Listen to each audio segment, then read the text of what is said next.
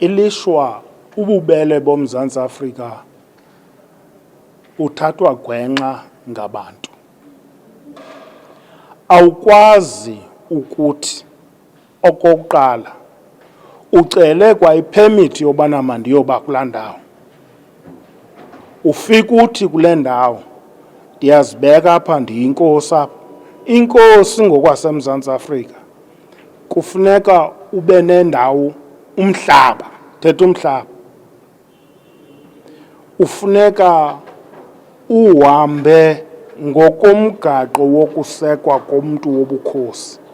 Silapha ngokwezizwe,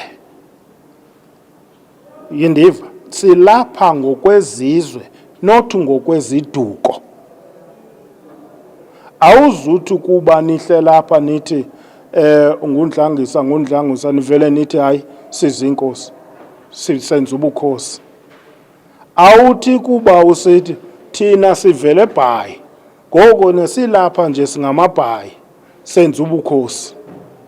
Nilapha ningamabhayi nifikele emhlabeni wobukhosi, kukho ubukhosi. Anikwazi ke ngoku ukuthelela phantsi oba bukhosi.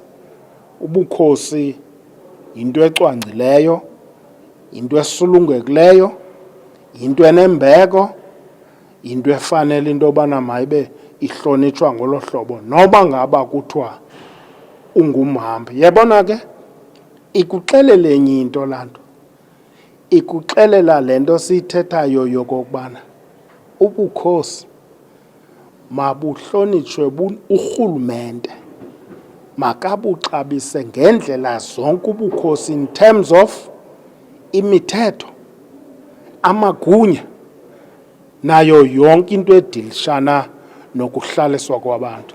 Before izizwe ezina bezihleli zihlala ngokwazana ubunganga. Umntu laa nto leyana yenzeke phaa yi-invitation ngokwakudala yokokubana makuqhume uqhushululo. Unkosi lo wale ndawo avuka apha namabutho wakhe adilize udonga.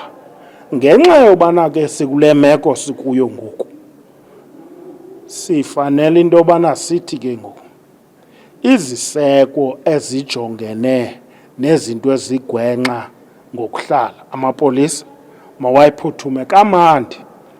Umthetho uthixla unayo laa clause yobana naye nabani na ozibiza njengenkosi engakhange alandele ahambe ngokomthetho waseMzantsi Afrika wokubekwa nokusekwa kwenkosi, wophula umthetho kufuneka abanjwe, agwetywe.